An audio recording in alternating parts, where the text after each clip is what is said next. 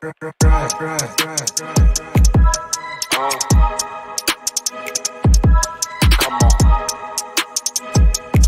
It's fast breaks. Listen.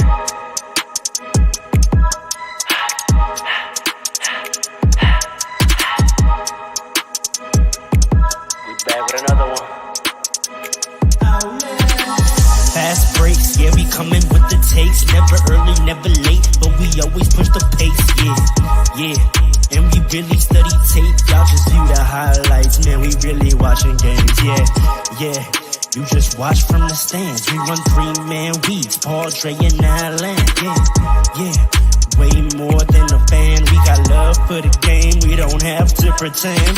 Got it out the mud like you get it off the glass. I'm the run the fast break, throw me the outlet. Yeah, we got it out the mud like you get it off the glass. Time to run the fast break, throw me the outlet. We on the break, it's fast break. We on the break, it's fast break. Let's go.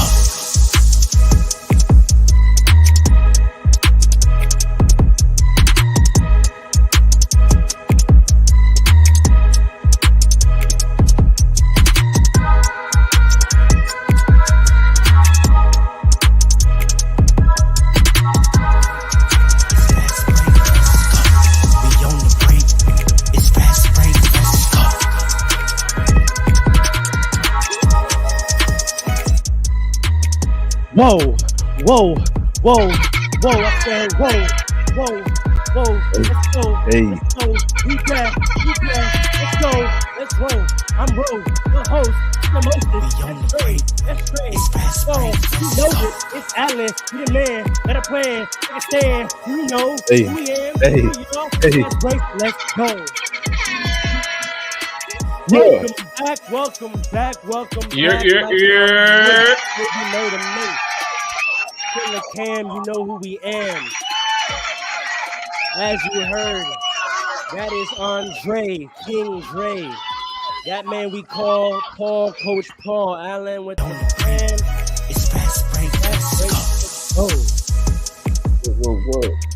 Sometimes that theme song got a mind of its own. You know what I'm saying? Back. Just let him know one more time. And I am Ro, the hostess with the mostest, and we are a little ensemble that goes by the moniker Fast Breaks. First time for season 2. It's a preseason debut. Someone get the board off so we can run and get it too. Alan, you got this one. Ooh. Overhead.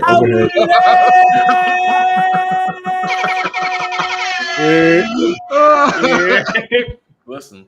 I got the board next time. It's all good. We, our roles are flexible. I was unprepared for that. My fault. I threw an audible. It's the next man up mentality. I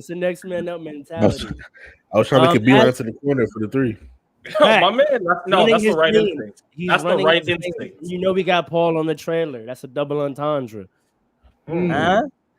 Okay. As I said in our little Olympic basketball special episode, season 2, we don't waste no time. We get right into it. We are tipping off the 2024-2025 NBA season, and we are going to get right into it with some off-season talk.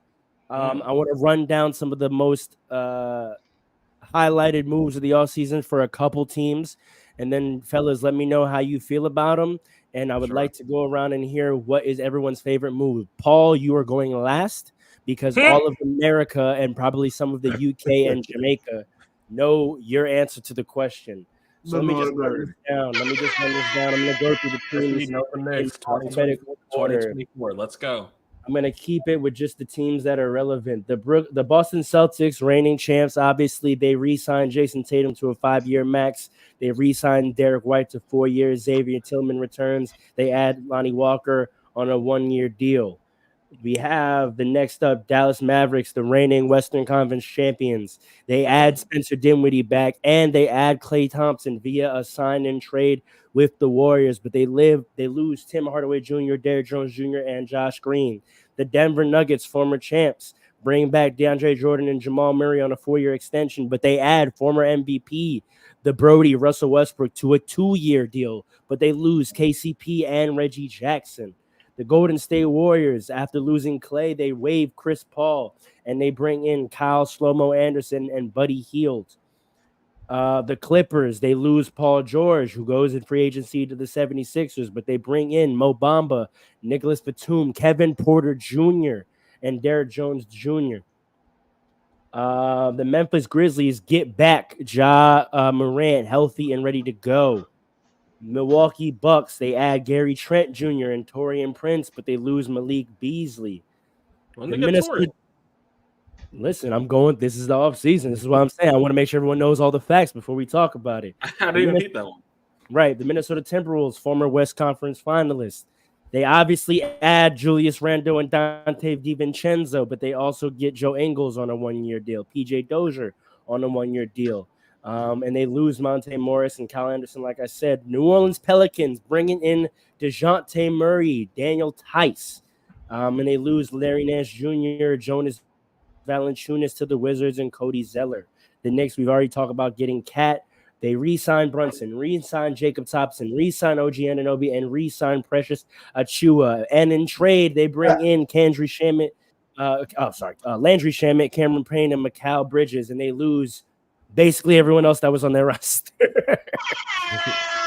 Yeah. Oklahoma City Thunder, who I believe were the 1 seed in the West last year, if I'm not mistaken. They lose Josh Giddey and Gordon Hayward retires, but they bring in Isaiah Hardenstein and Alex Caruso, first team or second team all defense, Caruso, and they bring back Isaiah Joe and Aaron Wiggins on 4- and 5-year deals respectively. The 76ers, in addition to signing Paul George, they bring Andre Drummond back. A lot of reunions this offseason. Andre Drummond comes back. Paul George, Eric Gordon to a 2-year deal. Reggie Jackson, Caleb Martin. And they bring back Kyle Lowry. They re-sign Joel Embiid to a 3-year max. And Tyrese Maxey maxes out 5 years max money. And they get Kelly Oubre back on a 2-year deal. The Phoenix Suns basically say the same, except they add Mason Plumlee and Monte Morris, but they lose Eric Gordon. They re-sign Damian Lee, Bol Bol, all those role players. Sacramento Kings, probably the biggest disappointments in the West last year. They bring in DeMar DeRozan and Jalen McDaniels. They lose Davion Mitchell. San Antonio Spurs, not super relevant, but always relevant because of Wemby. Add Harrison Barnes and Chris Paul, some vets. Who else is relevant? That's about all the relevant moves in the league. So hearing all that was a lot of information. I know y'all need some time to process, but Alan, I'm going to start with you. Let me know your favorite move, and also which move you think is going to have the most impact on regular season performance for that team. 2 very good questions. I think my favorite move, if I had to pick one, there's a lot of good moves this offseason. I'm not gonna lie. If I had to pick one, I think it's probably Paul George to the Sixers. And here's why. I think that changes the whole dynamic of their team. It gives Tyrese Maxey the ability just to go off this year. He's already been going off, but you add Paul George to that roster. And Paul George, I think now has been regulated to like the 3rd guy on the team because I think Tyrese Maxey's that good. You've been talking about him all last season. I think, that's great for Paul George too. That's a lot less pressure on him. But now you give Tyrese Maxey the freedom to be the one ball handler, the main ball handler, the one who's doing all the pick and rolls with Embiid, and give him a guy like Paul George who could like also take the pressure off a little bit. I think that's fire for him. It's the next step in his development. It makes him he's going to develop so much this year just off the fact of being next to Paul George. It's a fire move for them. And on top of all that, everything else, like they won the offseason. Like Paul George was the prize of the offseason. Every team who had the ability to get him was trying to get him. Orlando tried their hardest to get him, and they had to settle for Contavious Pablo. Orlando Magic. Fire song. And look, that song is fire. But the fact that they were able to get him, it was it's fire for Daryl Morey because Daryl Morey, they put all the places in peace last season. They traded away James Harden. They did all these moves just to be able to get their big free agent, and they got it by George, bro. It's fire for them. And all they gotta do is just stay healthy now. I don't know if puts them on like better than Boston or even the Knicks at this point. But they got 3 stars. They got a big 3, and that's not even a thing anymore in the NBA. The last couple of years, they got a big 3 though, and that puts them the best chance to win the championship. So right now it's all Embiid. He got to stay healthy, but they got a chance but they have a chance they have as good of a chance as I ever seen with them to go get the chip since the Embiid era. Can I press back on that for 1 second? Only because, and I fully agree with Alan to everything except the last part, which brings a big scare for that team. Bringing in Paul George, he's another big health risk. He has trouble staying healthy consistently. When he is healthy, he is probably one of the greatest players in the league. When he's not healthy, the team hurts. And the problem with having 2 health liabilities and the fact that Maxey is developing still, he's not at his top tier prime yet. You kind of are hampering him in a bit. Not to say that bringing in Paul George is hampering in any sense, but like if Paul George goes down and Joel Embiid goes down, it might not have the best result that the team's looking for. So that's the only pushback I would say. I largely agree with that. I think the thing is you're thinking about the doomsday scenario where they're both hurt at the same time. Correct. First of all, this is certain teams we talk about. I know I said regular season performance, but Alan brought up the Sixers, which is less a regular season conversation and more a playoff conversation. Mm-hmm. So really, you just got to make it for the both of them being healthy in the playoffs, and then they have a shot, right? In terms of the regular season, I think the best thing about adding Paul George for nothing, right, getting him in free agency, is that as long as they're not both out, you're going to be a top team in the East, right? So they were a top team in the East last year until Embiid was hurt, and then they didn't have enough to stay afloat, and that's why they fell so much and had to creep into the playoffs. Now, if Embiid gets hurt and Paul George is still healthy, a Paul George Maxey combo with their depth, because we have to remember they still have all that depth, Kelly Oubre back, all of that depth that they have, they're still going to be a top team in the East. And then same thing if Paul George goes down, but you still have Joel Embiid, then you basically just still have the same team that you had in the beginning of last year, which was a top 3 team in the East. Correct. So I think it's a great regular season insurance. The main goal of that whole organization is to make sure they're both healthy by the playoffs. But if you lose one of them at a time during the regular season, you now have that security blanket to still be good. So that's the only pushback I would say to you, but I think you're largely correct. The doomsday scenario is that they're both hurt, particularly for the playoffs. If they're both hurt in the regular season, I actually do think Maxey will take a jump this year to where they'll stay middle of the pack, even if it's just him out here. I think he's one of those players that gets the money and plays better. Honestly, I'd love to see it too. I believe in Maxey a lot. Honestly, I didn't used to, but last year changed. Because you didn't watch it. No, that's the thing, and that's when I started watching. Sorry, go ahead. I was gonna say, if you finish your point, I had one thing to say. I thought you were asking like 2 separate questions. Because I have another. I was. Answer. I'm sorry. I just wanted to go around the horn because this is how we talk about all the teams, right? So Paul, you had another answer for the regular season for sure. So, thoughts? Did Tyrese Maxey get a mid-range yet? I think so. He been in the lab with Drew. He been in the lab with Drew Hanlon. Shout out Drew Hanlon, one of the real trainers before this IG trainer wave. Drew Hanlon was really out here. That's a fact. But if he didn't, same result. That's all I'm gonna say. Well, that's where we're talking. The development's going to be one of the areas. We shall see. You don't think his experience having to carry the team on his back for a lot part of the last season doesn't help him? Of course, but at the same time, I think y'all acted like Paul George is kind of like on his way to be washed, and I don't know if he's definitively going to be the third option. I don't know. He might be. He's willing to, but I don't know if it's going to work out like that. I think with a team like this, and I think Paul George's comments recently got taken, I think, in an improper way, because he was saying how hype he was that this is the first time he's playing with an elite point guard and an elite big. And I think part of why that's a special scenario for him, but also in the NBA, if your top 3 is a guard, a wing, and a big, is because it doesn't like first option, second option, third option doesn't actually alter their roles, right? When you have the heavy wing lineup like he had in the Clippers, right? When they all basically, when him, Harden, and Kawhi all basically played the same position, or Harden was competing with Russ for the same position. Figuring out who's the first and second option matters because that's the person that's going to dominate those kind of touches, right? Kawhi and Paul need the same touches. Harden and Russ need the same touches. So you had to figure out who's the primary person to get those touches. With the guard wing big combo, none of their touches interrupt their other touches or looks, right? So whether we say we want the most shots in general to come from, I mean, obviously it's Embiid, right?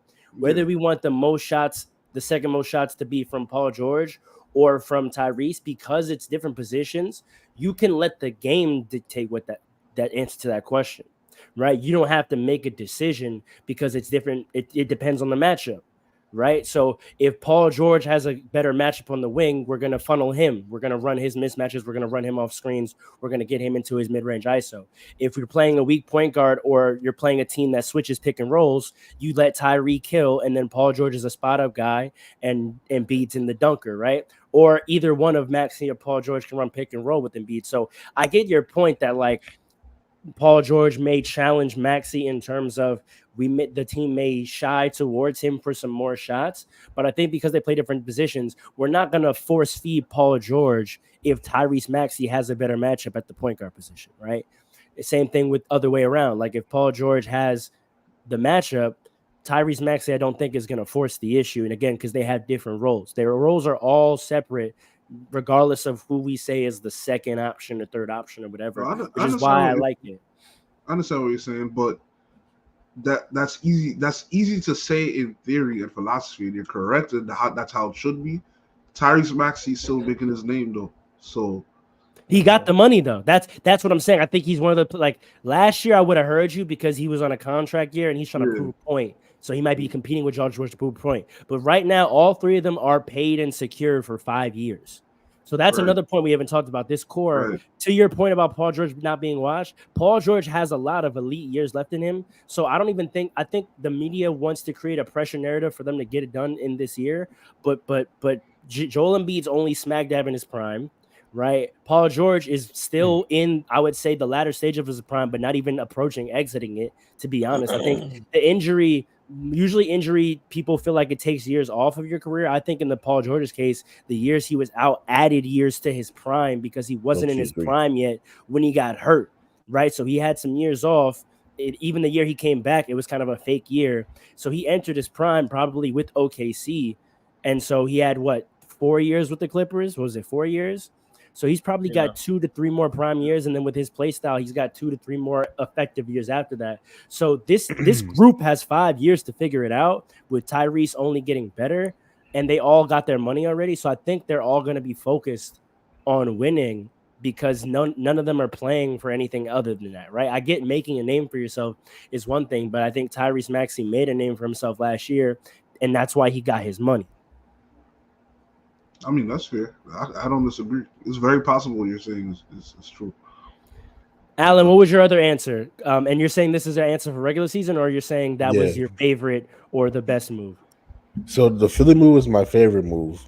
Right. I think for the reason I said, but I think the move that's going to have the best impact for a team during the regular season, as the Spurs add in Harrison Barnes and Chris Paul. Mm-hmm. I like that. That was going to be my pick. That's a fact. I like that take. That is an amazing acquisition. Like Wemby. I mean, the audience knows, man. Like all 4 of us have been on the Wemby train for like a year now, and we not getting off.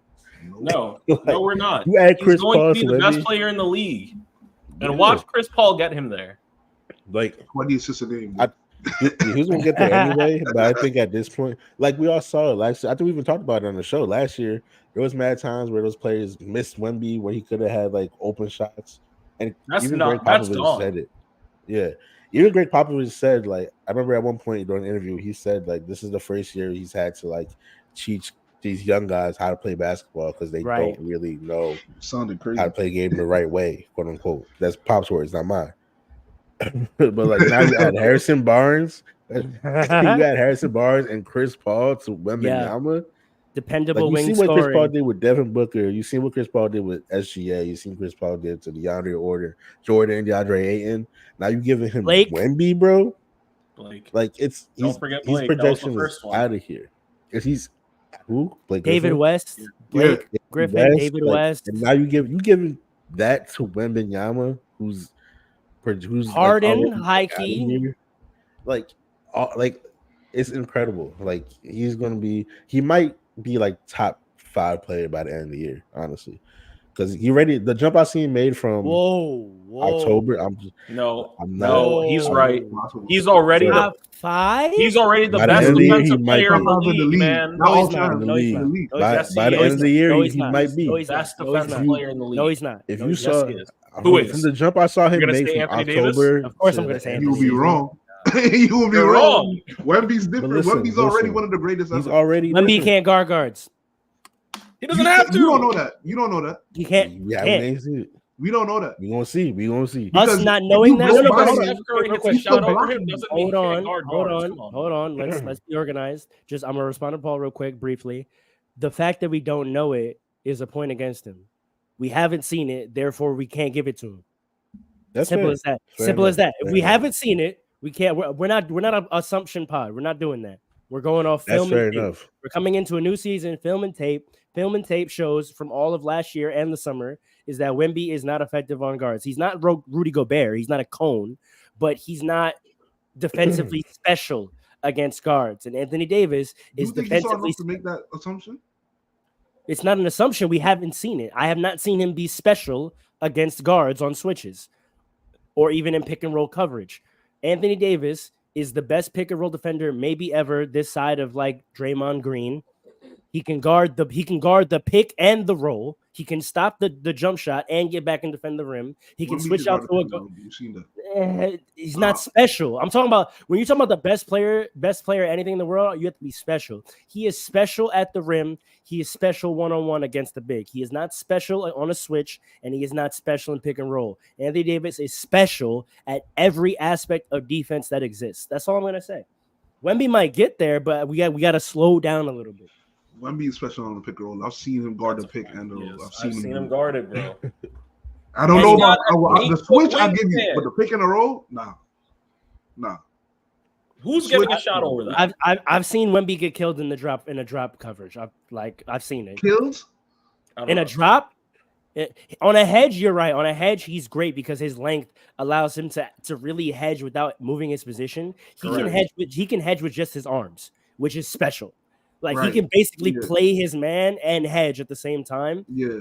In a hedge coverage. In a drop, he cannot get to the shot and then back to the rim in the course of the play. I have not seen that yet. I have not seen that level of mobility. If he goes up and hedges and it's a slip, that's a bucket. And if he plays in drop, he's not getting to the jumper. The jumper is getting off. You think the jump?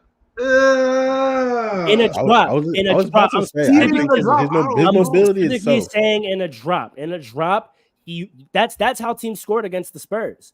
Because in a typical, that's why they had to switch to doing hedge coverages, and then every team was just slipping them, taking Wemby out the play.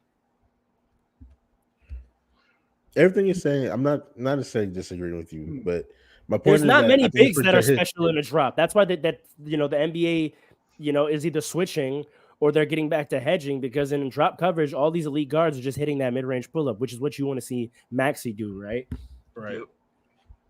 So everything you're saying, I'm not necessarily disagreeing with you, but my point basically is I think his skills and development is going to take it a significant leap this year, and I think he has all tools to do that. Because my point was going to be like his mobility itself, which is fantastic. I think is going to allow him to even do that once he develops that part of his game. It's just a matter of like reading and doing it, because it's more learning than 7'6", right? Like he has to. Yeah, but someone who's 7'6", his mobility itself is his gift. Like I've never seen nobody sevens that tall move as fluid as he does. Like everything, his feet, the way he moves his arms, his body. Like at 7'6", nobody moves that fluidly.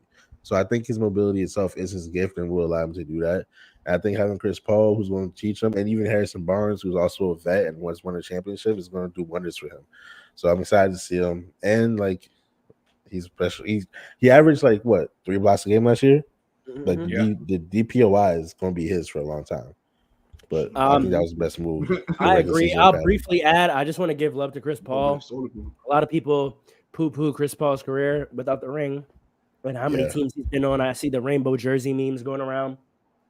But I have to say, of his era, I don't think there's a single player who has had a greater hand in the development from stars to superstars than Chris Paul in the last 15 years. Correct. He is one of the only players that I think you can argue that the narrative makes players better is a very nuanced one, and it means a lot of different things. Actually developing skills in another player, I can't think of another player that has done that in the last 15 years. Like no one. The LeBrons of the worlds, the Jokic's of the worlds, even the Russell Westbrooks, they increase players around them. They increase the productivity of players around them, right? By them understanding players' strengths and knowing how to spam that, right? Yes, that's the perfect way to say he spammed. Yes. Absolutely. Jokic figured out how to make Aaron Gordon the most effective, what Aaron Gordon's strength is, and they spam it. LeBron knows how to work with shooters. He knows how to line up. He learns exactly the way they like to catch the ball and pass. It's like they just highlight what they know their players around them do very well. They highlight it. Already, right. Chris Paul, when players play with him, you see those players develop new skills, right? Like bigs learn how to become effective in the pick and roll around him. Like, we can't say that he spams these players' pick and roll abilities. These players weren't effective pick and roll players before they played with him. He teaches them how to be effective screeners, how to be effective rollers, how to make reads. He's taught guards how to balance the floor and how to make passing reads, right? Like James Harden, became a triple-double threat to a max degree with Chris Paul, learning different reads, learning how to manipulate space. Devin Booker, I think the fact that he was able to be a 7-assist guy last year directly comes from his time with Chris Paul, learning how to navigate the floor better, not just to get a shot, but to put players in position to be effective. Also learning how to snake. I think we didn't see Devin Booker become a snake the pick and roll guy until he played with Chris Paul, did we? Correct. No, Chris Paul literally taught him how to become a snake mid-range guy. You can say the same about the young OKC guys when he was there. Not so much in Golden State, but I think we're going to watch Wemby, and Chris Paul probably won't get the credit for this, but Wemby, I think the biggest thing that was missing from his game is being a roller, right? No, not just a player, but skill set as a roller, right? We've seen him in ISO be able to do work. We've seen him on post-ups be able to do work, off the dribble be able to do work. Now, he didn't have great passers to utilize him in pick and roll, but also he wasn't a great roller. He wasn't a great screener. We didn't see him in a lot of pick and pop actions. I think Chris Paul is literally going to develop that in him, and I just wanted to give Chris Paul credit for that. Andre and Paul, anything else on the Spurs? No, that's the only thing. Sorry? No, yeah, Harrison Barnes. I didn't know that they got Harrison Barnes. That's a big pickup because they were weak at the 3 and the 4. Like all they had was Devin Vassell and Wemby. And Devin Vassell is really a guard, like a shooting guard. So listen, man, playing is in reach. Don't let Wemby. Hey, this is when I saw they got Chris Paul, I'm like, oh, watch the Spurs. That's a fact. Probably not retiring anytime soon, I guess. Yeah. You said you had the Spurs as well. What was your reasons for having the Spurs? Everything that we've said, but the only thing I would say is just don't expect Wemby to be the only player that gets developed out of this. Very true. There is going to be a lot of growth. All right. It's going to be a lot of growth coming out of that team. Playoffs might not be the only thing in reach. Correct. Playoffs might get in reach as well. They might make a first round entrance. Don't be surprised. We'll see. Dre, were the Spurs your favorite pick or the pick you think is the most impactful? Definitely the most impactful. My favorite is a love and hate relationship with the Knicks trade. No, we're saying that's leaving that for Paul. All right. What's your second favorite move? I don't know that I have a second favorite. There's one I've thought about a lot, which is the Mavericks move with Klay Thompson. I wondered if we were going to talk about it. I mean, because the Western Conference champs, they just added a 4-time champion. Right. At a position that they were weak at. Here's the thing. It really depends on what kind of Klay Thompson they get. Because if they get the Klay Thompson in the last 2 years, I don't think they're ever going to get prime Klay Thompson. But if we get a Klay Thompson, if we can get a Klay Thompson that can hit his shots consistently in the playoffs, and not a ton of shots. We're talking about 3 or 4 makes in the 3-point line per game. He elevates this team. Just the fact that Luka now has a real threat. Not that they didn't have threats before, but this is they didn't. No, they didn't. That was our biggest. That was at least for me, my biggest analysis of their finals was that, Paul thought that those guys were gonna make shots because they had some decent playoff games, and I said, no, sir. In the finals with those lights on, there's no one out there around Kyrie and Luka that I fear. Like if I'm coaching, I'm living with every player that they could put in at the wing on their entire roster. I'm living with them taking those shots. And the Boston Celtics did live with it, and they won because those guys never made shots. They never did. And that problem immediately goes away with Klay Thompson if he's playing. I mean, I saw him go 0 for 10 last year. So that's what I'm saying. It depends on what kind of Klay Thompson we're getting. If we're getting a humbled Klay Thompson where he's like, listen, I'm just taking my shots. I get them past my prime. Let me help you, Luka. This team is immediately incredibly dangerous. Can I ask you a question, though? Sure. Does he even have to? I mean, I know this is going to sound stupid, but does he even have to make a high volume of shots? Does Klay Thompson? No. That's what I said. Let me land the question. Does the Klay Thompson name still carry the gravity that it once did? So far that it's not even that Klay's replacing those guys, and so those shots that were getting missed are getting made. But do you have to change if you're a team playing the Mavericks? Do you change your coverage? Do you not play so much on boxes and elbows around Kyrie and Luka? Because just the fact that is Klay over there. If you play the pure percentages of last year, if you're a bold coach, I think the Celtics, I think Joe Mazzulla is bold enough. I think they might leave Klay. I think most teams in the league. Do you think most teams in the league are still going to hedge hard on Luka and Kyrie's penetration, or is that floor going to open up off the gravity of Klay Thompson's name alone? I tell you this: a lot of the lower level teams are not going to be that bold, so they're going to get some good wins easily.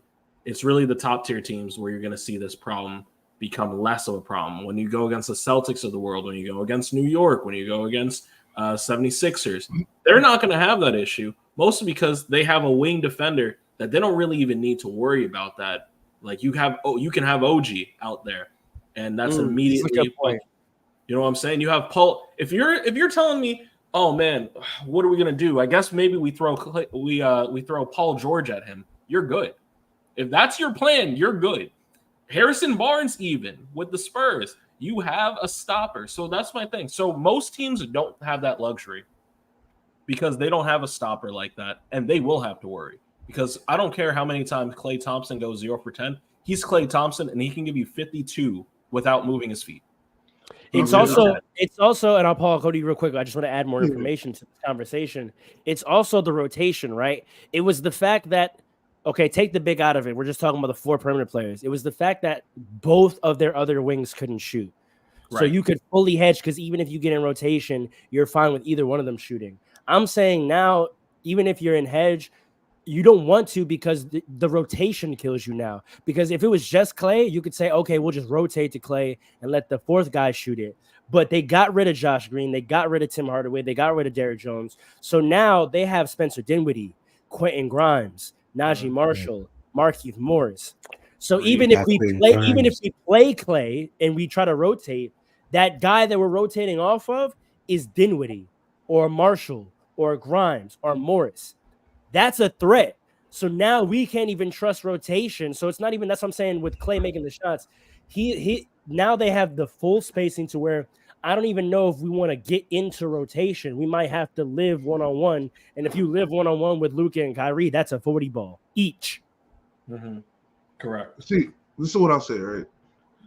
I'm not worried about Klay offensively now because the problem with the Warriors is that they were still relying on him to be the same old Klay. Correct. That was literally the problem. Like, he was the second scorer on the team still, right? Even with Wiggins. What's my guy's name? Kuminga. Even with Kuminga stepping up, he had to force Steve Kerr to give him the rock. Like, they still wanted to run floppy plays, off ball screens. Okay, dialogue. Post entry. Yeah.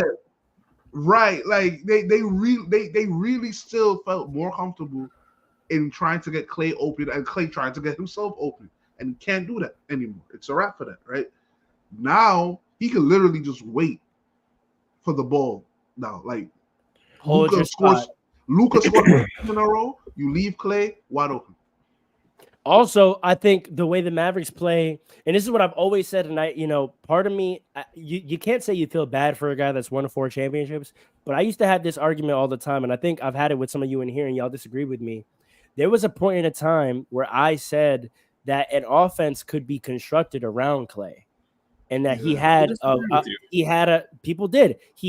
a higher skill set than he exhibited with the Warriors because of the way they played, right? I think a prime Clay could have been a leading scorer on a playoff team, and he had a lot of skills that were not utilized by the Warriors. And I think although he's not in his prime anymore, and so some of those skills I think have atrophied and also are not reliable enough for this team, there's still a subset of skills that I think Klay Thompson has that get unlocked for the first time in the kind of style that the Mavericks play. The Mavericks matchup hunt. Clay has never been on a team that matchup hunts. So if you put Clay's a whole 6'7", 220. If you put a small guard on Clay, you could get away with that against the Warriors because the small guard can navigate screens, right? What if they throw Clay down in the post on a classic vet, on a classic vet move, right? A guy gets older and he's a good shooter. You tell me they can't utilize for 2 to 5 possessions a game if they put a small guard on Clay, send his 6'7" butt down to the post for some over the shoulder fades? I think they'll do it more for PJ Washington than him. No, but the fact they did it for PJ tells me that that's part of what they do, and they did that when PJ Washington had a mismatch. So I think Clay will be allowed to take some smaller guys down low on a mismatch, but also think about this with matchup hunting. What do? You also do guard to guard screens. Can you imagine a Luka Klay Thompson guard to guard pick and pop? How do you guard that? Switch it. Hope for the best. That's really the only answer. Now that depends on who you put on Clay, right? Because again, you still do have PJ Washington out there. You still do have Kyrie. So that means there's probably a weak defender on Clay, which is why he might be the pick and roll for the matchup hunting, right? Most teams don't have more than 2 good wing defenders. So if they're on Kyrie and Luka, if Luka or Kyrie call Clay over to matchup hunt, that's probably a weak defender. So your choices are either to switch a weak defender onto one of those 2 guys, or you hedge it and that's a kill, or you try to jump the screen and then that's Klay Thompson slipping back for the 3 on a ghost screen that the Boston Celtics always run. See, Clay, we've never seen Klay Thompson in ghost screen actions. No, and you know what? You make a good point because we actually could. The fact of the matter is that a lot of the teams, and we're going to see with the advent of Wemby how long this is going to stay. A lot of teams are still playing small ball. So you can get away with this with Clay. And like I said, and like you've agreed, a lot of teams don't have multiple defenders that are going to be able to handle this. Kyrie and Luka are 2 of the best isolation players in the game. But they're in history. But they are also fantastic facilitators. Yes. You can't even just a pick and pop. If they were to try to experiment with that with Clay, how dangerous would that look? That's what I'm saying. How dangerous would that look? Or even if he's just holding his spot and you get a screen and you're able to someone crashes out and he's wide open. He opens up so much for them. Paul, you've been trying to get in here for a minute. Go ahead. We got to pause though, because number one, I do not think the Mavericks offense is that creative, and I don't think they will be. You don't think Luka's that creative? It's not creative. It's just different. I don't think they're that different. Run different action than they are very different from the Warriors. They're very no. Well, I'm saying they don't have that much versatility and variety in their offense. The Warriors have more than the Mavs. I understand your point you're making, but I'm talking about the difference in style. Yes, the Warriors run a greater diversity of actions, but all their actions are still according to their motion post-entry scheme, right? So they have more plays out of that than the Mavericks do, but they are all centered around that style of play. The Mavericks may run less types of actions, but their style of play is incredibly different. It's a drive and kick offense. It's a matchup hunting offense. And I'm just saying we've never seen Clay in that kind of offense. So it's not about the Mavericks having greater diversity of things to do. I'm saying Clay is going to be in a system where he can be used in specific ways he's never been used before. But hold on. But you're correct in saying they are a matchup offense. I mean, matchup hunting offense. But who's doing the hunting? It's not everybody on the team. And I don't think that's going to change. No, right? yeah. So no, but hear what I'm saying. It's still Luka and Kyrie matchup hunting, but think about how matchup hunting works. Matchup hunting is usually guard to guard, wing to wing screening to get the weaker defender on you. But when that player that is doing the screen is a threat, there's so many options out of that, right? It's different than LeBron and like Austin Reeves doing a switch where Austin Reeves is just trying to get the switch and get out of the way to go spot up, right? He's not a threat out of that pick and roll. But Klay Thompson setting a screen for a Luka Doncic or a Kyrie Irving, that's a very hard thing to guard. But it is hard because of his shooting ability. It's not because he's going to do anything. I don't think Klay could still take people off the dribble like that. No one's asking him to. But if they do a switch and a smaller defender gets put on Klay, you don't think he possesses the skill set to take him down low for a mid-range post-up? I don't think they're going to even allow him to do it. That's what I'm trying to say. And that's what I'm trying to say. Right? But here's the thing, too, with Klay, which is why people aren't talking about the Mavs, is he's still food on the defensive end. That was his biggest issue. They have enough bigs. No, but you know why? Because there's no paint help. That was the biggest issue with the Warriors. The Warriors championship teams always had a rim protector. So yes, Klay was a great one-on-one defender, but he always had backline help. That's how they got over Steph's defensive issues. There was always backline help. The Mavericks have backline help. No, I understand that, but Klay, as a defender, if he's fooled the way he, like individually, if he still can't stay in front of anybody, we forgot how he looked on the Warriors. No, if he does that, but him getting that backline help is not gonna help that much. Why not? If he gets blown by and you're and then you rotate into a big. Now I get it. Luka was getting blown by, but that's because the Boston Celtics specifically were a 5-out offense, so there was no backline. So you might be right against the Boston Celtics. You're talking about tips with them now, though. I know against the Boston Celtics, you're still absolutely correct. They're gonna have a problem against most teams, though, that don't have a 5-out spacing offense. You can funnel to your big. So my question is, that's how they got to the finals. They got to the finals because they could funnel to their big, and their defensive issues only got highlighted by the very specific offensive threat and incredibly unique offensive threat. Maybe the 76ers have the same threat, or maybe now the Knicks, you would say. Those are the only other two teams that have that kind of threat. So yes, did they really get better then? Yeah, they got better, but other to your point, from them already being to the finals and losing, did they get better to be able to beat the team they lost to? Maybe not, and I would agree with that. That's a good point. That's why nobody's talking about the Mavericks. Yeah, I think that's specifically why. Well, because here's the thing: they have a lot of potential, though. They have potential, but here's the thing maybe this is presumptive to say, but the battle for the championship is taking place in the Eastern Conference Final. What? Hold on. Calm down. I don't like that. Hold on. I mean that because I don't know about that because if I can get to my favorite move from the offseason, but I'll say this: the only team I see rivaling the Celtics right now are the New York Knicks. He's fiending to talk. That's the only team. That's the only team. That's the only team. Hold on. I liked it better with Dante. I want to get this man's full legal name. I want to get this man's full legal name. Jonathan Clay Redick. Jonathan Clay Redick. What's the two J's? Where's the second J? Yeah, what the hell is the other J? He's a junior. I think he's a junior. Okay. That's crazy. So he should be J Redick Jr., not JJ. Facts. Unless he goes by John Jr. Redick. No, but his father is probably Jay. What?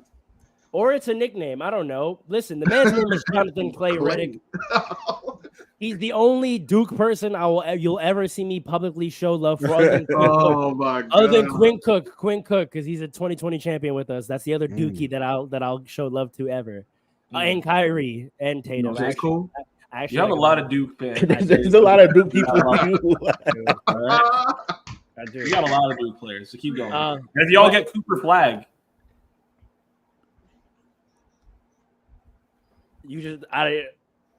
that's not a possibility because he's gonna go number 1 overall. Yeah. And I really hope we don't have the number 1 overall pick anytime soon. But if we got Cooper, that boy's gonna be nice, by the way. Dynasty, he's gonna be very nice. Twin Tower Dynasty. Oh no! You see what happens? That is mad That's funny. mad funny. Oh, All right, well he's gone. Paul, you start. Nah. Oh, I didn't say my worst. Like you Wait, must Alan, give did your you say favorite yours? move and then your regular season. in regular season, I'll give it to the 76ers. Jonathan Clay. Dear God. All I'll say is that early on, what I've already been able to see is that the Lakers now, with all the skills that we've had, now play a methodical, informed offense and defense. There's discipline, there's structure, and also he's bringing a level of competitiveness from a coaching standpoint that we haven't had in a long time. I watched the preseason game last night, and in a preseason game, he was yelling, screaming, and reaming players out. And I know some people are going to say, what about it? The best coaches that have ever coached a LeBron James team have been coaches that can motivate and hold LeBron accountable. True. And same thing with Anthony Davis. Ty Lue used to, in timeouts, challenge LeBron. LeBron, you the best player in the world, right? Go do it. Go get 50, as Paul would say. And what would we see? We would see LeBron go get 50. JJ Redick, if y'all remember from his playing days, is one of the feistiest. Like, his spirit isn't feisty in terms of his demeanor, but he's one of the fiercest competitors, and he's going to bring that energy from a coaching standpoint and make us have the competitive edge that we've been missing. And also, I think the biggest issue that has happened with the Lakers in recent years is not playing to our strengths, right? Not playing to our strengths, not utilizing mismatches, and then it results in LeBron just trying to spam his own personal actions, which has a ceiling at this point in his career. JJ Redick is an IQ guy. JJ Redick is a data guy. The things that he's talked about in his press conferences, one of the best things I heard him say when they asked him on Zach Lowe's podcast. Also, I don't know why ESPN let Zach Lowe go. I don't know what's going on over there. But one of the best things I ever heard him say when they asked him who was your starting lineup, the guy said the lineup that went 26-10 last year. I remember saying that. Sounds simple, but it's like, yeah, the lineup that had us be one of the best records for the lineup for the stretch we used them. I've looked at the film. I've studied the data. There's a clear 5-man lineup that makes us a competitive team in this league. That lineup also, when they played, was a top 3 defense in the league. For all the defensive concerns about D'Angelo Russell and Austin Reeves, when that 5 lineup of Reeves, Russell, Rui, LeBron, and AD play, they're a top 3 defensive team in the league. And you know how I know this without having even seen the numbers myself? That lineup went to the Western Conference Finals, dog. The lineup went to the Western Conference Finals. You think maybe you want to play them? The other thing he talks about margins. He looks at what our skill sets are that are advantages. What do we beat teams at? We are a better offensive rebounding team. We are a better fast break 3-pointer team, right? He's identified that, and he said that is what we're going to try to play to. We're going to try to play to what our margins are and then try to develop what we have the potential for greater margins in. All that to say, I'll do more deep dives. All that to say, I think I get that the Lakers sometimes are looked at as a joke. They get talked about a lot, and they've had some mediocre regular seasons. But this talent group, the core, the 5 that I'm talking about, they didn't get to the Western Conference Finals on a fluke. Darvin Ham let the players figure out something and play to their strengths because it was new, and it worked. And then when he tried to take control of it, he ruined it. This coaching still makes a difference in the NBA. We watched what happened when David Black got replaced by Tyronn Lue, right? Sometimes LeBron James teams, you don't even have to change the players. A different coach is the difference between a championship and not. So I think no one should be sleeping on a new coach with a LeBron James and Anthony Davis team. That's all I'm gonna say. I'm sleeping. Okay, let's see. Andre Allen, any thoughts on this? I mean, look, I like the fact that I agree with everything you say about JJ Redick. We have to see it. I don't know if anything has moved the needle with this team. Specifically, the big concern always with the Lakers is LeBron's age. If you're saying when has it been an issue? I'm at the point now where like why are we even talking about it till we see it? Because I've had that perspective for the last 3 seasons of like, he may not be Bron this year. Like I'm nervous. We just watched the whole summer that this man is still clearly Bron. No, he is, but here's the thing, and you just said this before. When everything falls apart and LeBron tries to spam where he spams, right? That used to be unlimited, where he could do literally whatever he wanted. I want to see what happens, and this is what happens every year with this team when it falls apart, and he's faced to do that, and now there's a limit on that. And that's my exact point about JJ Redick. JJ Redick, from his approach already, and you're saying he's never going to let it fall apart. Not to the degree that, like, every team has breakdowns. I'm not trying to be incredulous, right? Every team has breakdowns, and in those moments, you rely on your star players. And to your point, yes, when there are breakdowns, can LeBron James still get it done? I think yes, because typically for good teams, that only happens a few times and in the highest leverage moments. And LeBron has shown in the world competition that if you're going to ask him for 2 to 3 plays in a fourth quarter to beat LeBron, he can do that. The Lakers' problem has been we fall apart the whole game. In the whole game, we'll be falling apart. And so we're spamming LeBron save us for 10 to 20 to 25 possessions throughout a game. And he'll do that and get us to the fourth quarter. And then we have fourth quarter collapses. You saw in every single game against the Nuggets in that first round series, we had 15-point leads, or we stayed with them all the way to the fourth quarter. And the Nuggets would come out and run their fourth quarter offense. And LeBron can't spam for the 26th, 27th, 28th time. I think the JJ Redick addition and the improvement is there will be way less breakdowns in the course of a game because of the structure. Because we're not playing freestyle read and react offense. We have a structure. We have a system. We can fall back on that. And we only have to spam LeBron save us a few times in the fourth quarter. I'm so happy you said that, because that helps me crystallize exactly what I think the difference is. You will not see a Laker team that for long stretches of the game looks like they have no idea what the F they're doing. And the players would say this in conferences. They would say that we go stretches in the game. We literally just know what we're doing. I think that's what he gets rid of. I don't think he's going to be this magician that adds this unstoppable plays or unstoppable offense or unlocks any player far past what they're going to do. I think he raises our floor of play. Our ceiling may still be the same, but we've seen our ceiling be the Western Conference Finals. I think he raises our floor. I think we don't go these long stretches where we look like we don't know what the hell is going on. Right. Which, to your point, I think preserves LeBron through the course of a game. Well, that's only press the button and flip the switch when we need. If you're correct, and that's so, as I said, that is my biggest concern for all the reasons you said. And if that's something that JJ Redick erases, then you're right. The Lakers become a very dangerous team. I don't know if they're championship level dangerous, but they do become, at the bare minimum, a second round playoff team. Maybe even finals.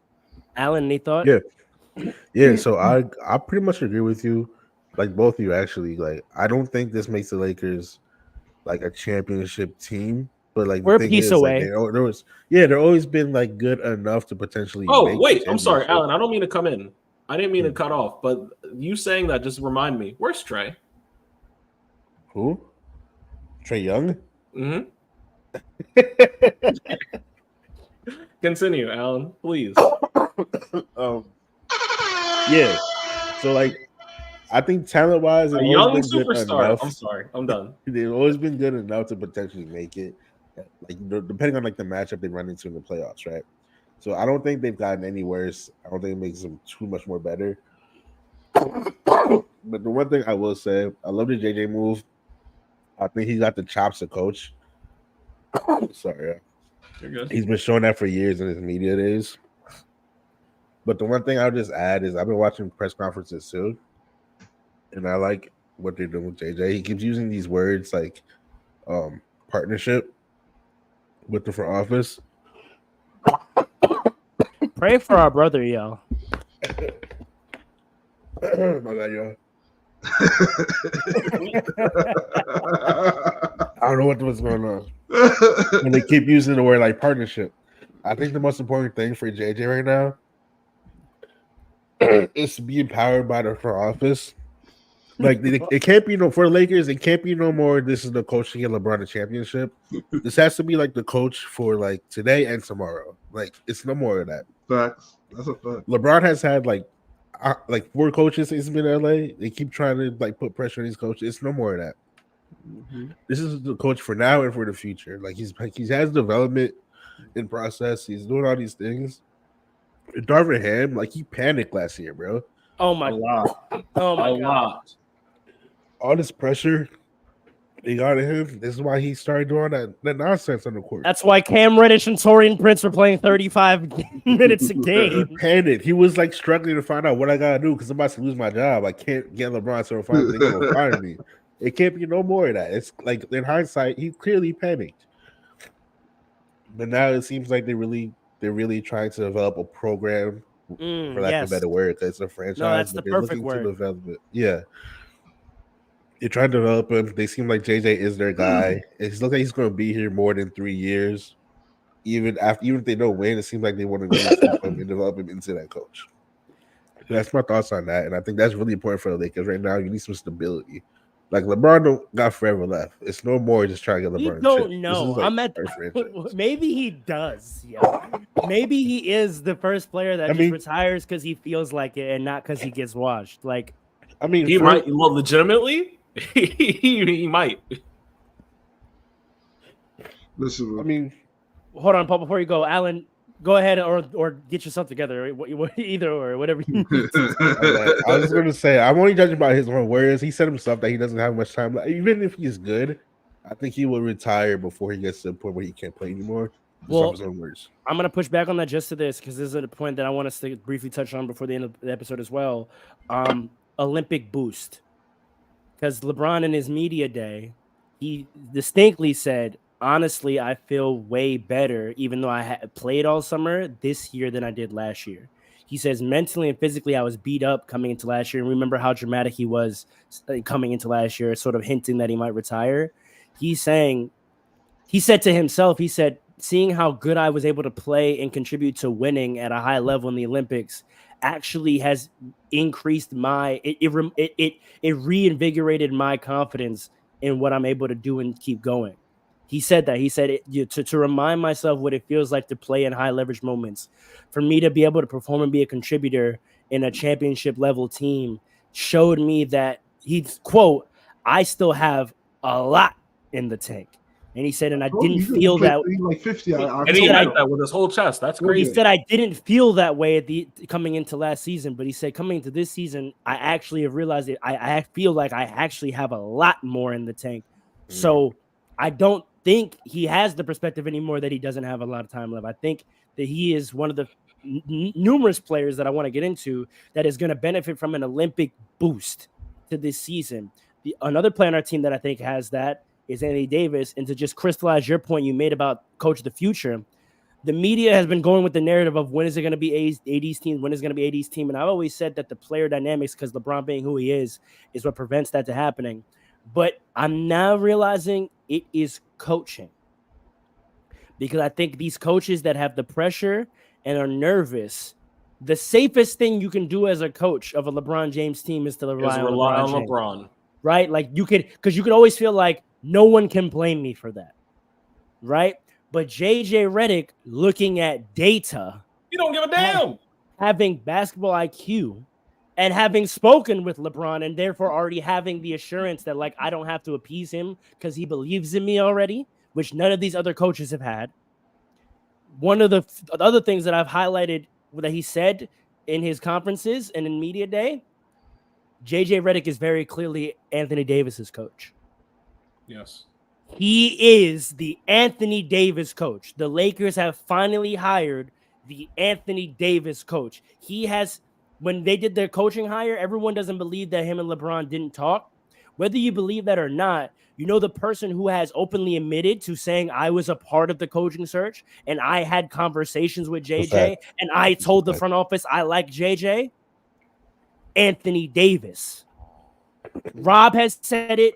JJ said it. Anthony Davis said Anthony Davis was the pivotal player conversation to JJ Redick getting hired. JJ Redick has spoken when he talks about the offense he want to run. He says, I want to use Anthony Davis as our hub. We're going to be playing through Anthony Davis. So to your point about stability and long term, he's the coach for Anthony Davis moving forward. Also, he's the first coach I've heard in a long time who has a development plan for our young players.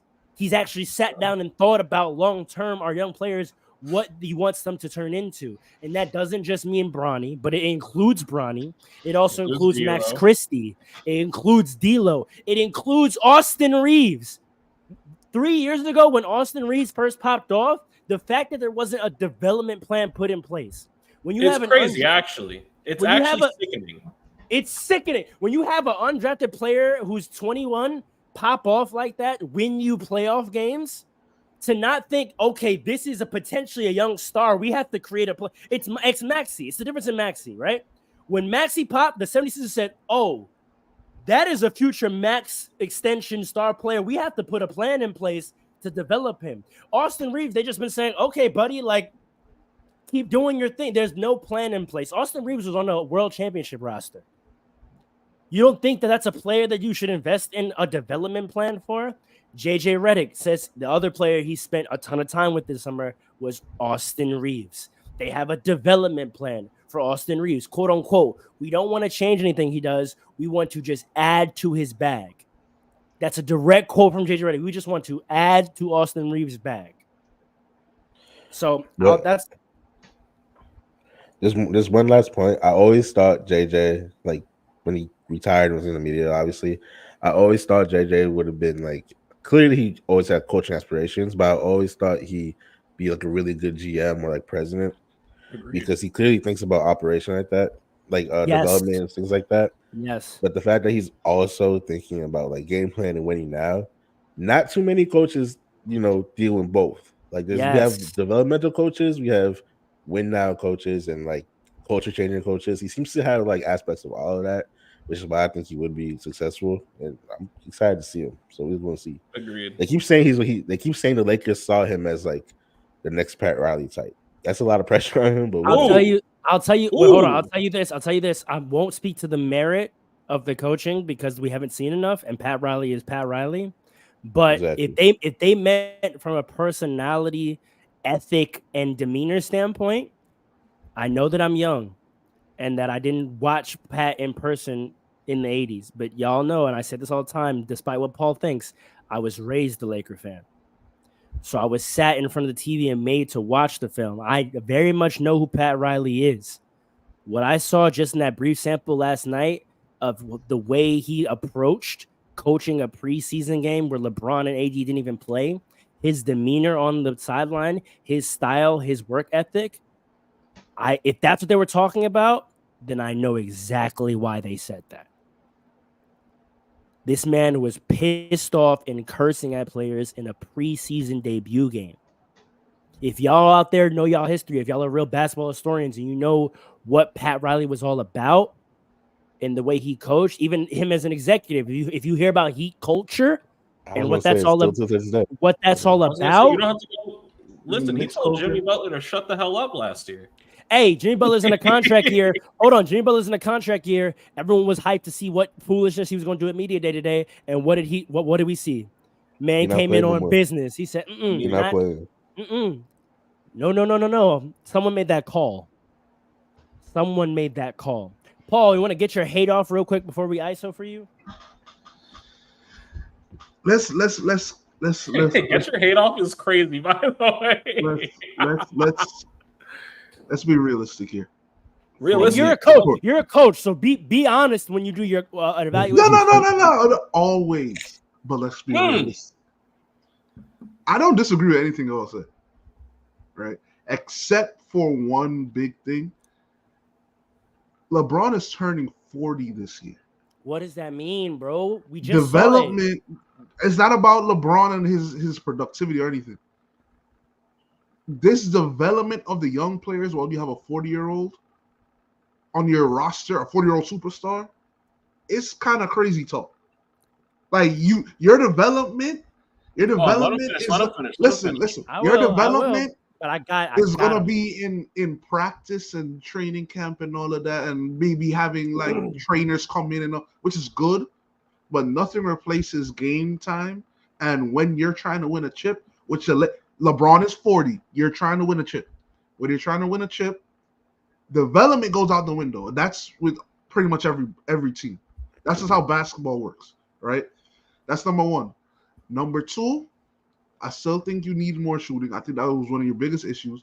Darvin Ham, I understand. I don't necessarily disagree, but I think we like if you give Darvin Ham more shooting, then he still would have played Cam Reddish and Torian Prince 40 minutes a game. If you had better shooters out there on the roster, I don't know exactly. That's what I'm saying.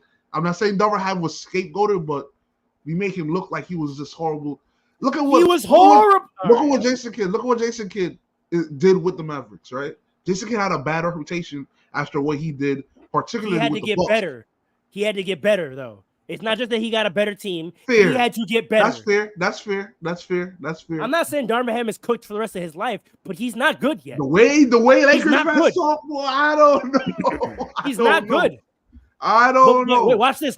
What did Jason Kidd have to go? The NBA since. What did Jason Kidd have to go do before he was able to become a head coach again? Well, being an assistant. He became an assistant coach, right? Go actually cut your chops as an assistant. Word. Guess he won a championship as an assistant coach. Guess with who? What? Wait, hold on. Guess with who? You said what? Say that again? He won a championship as an assistant coach. Guess with who? Who's it with? The Lakers. Oh, right. He was on the Lakers. Yeah. A little bubble chip. Anyway. Go develop, Darvin Ham. Go develop, Darvin Ham. Then maybe you can. But Darvin Ham was developing for like 15 years. That's a fact. He needs more time. He needs more time. He's not cooked yet. You are raw, sir. You are not 165 degrees internal temperature, sir. But hold on. JJ Redick is a rookie coach too. So yeah, let's see. But let's see. I'll push back. I still hold on quick. Again, I think the biggest thing, shooting. I think if you give AD and LeBron more space. Also, Reeves, I believe in his ability to shoot. You know, D'Angelo Russell is up and down.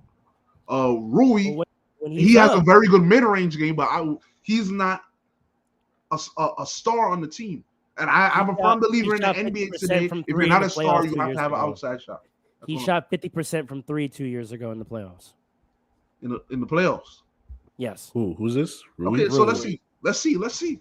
Because to your point, I wanted to talk schematics with you, Paul, because you're a coach.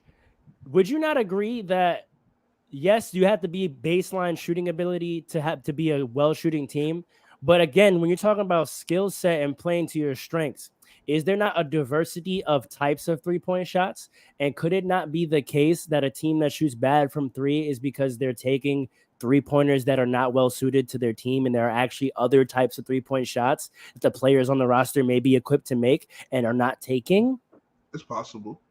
It's very possible. I don't know. Could it be that JJ Redick has looked at the data and saw that we're really good at these kind of 3-point shots, and Darvin Ham had you taking these kind of 3-point shots, and that's why we suck as a 3-point team? It's very possible, but let's see, because they got to make it, right? So let's see. But yeah, look, man, I still think y'all got to get through the Nuggets. Y'all got no answer for the Nuggets. AD can't do nothing with the Nuggets. You still got no. Whoa, no, AD can't.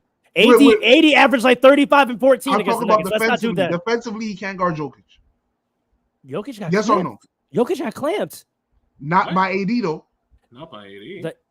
Yes, he did. The issue with the Nuggets has never been Jokic. We know who decides to become Allen Iverson. Yeah. And who do you have for him? Okay. Who do you have for him? Tell me. Look me. Max Christie. Max Christie. Hey. Max Christie's the savior. We know what I was thinking about the Lakers, but let's calm down. Come on, man. You know who you have? Man, I hate Jamal Murray. You know who you have for him? You know who you Jamal have for Murray him? so much. LeBron realized that he could not just get a regular defender to guard that man. So he went out and recruited one from his own bloodline. Y'all have Bronny James for that. I wanted to say that point with Paul, and we can get off the Lakers after this. We can get off the Lakers after this. But Paul, I want to say to that point, you're not totally wrong about development sometimes being in clash with winning now. But I would actually say dynasties are the product of when you successfully combine development with winning now.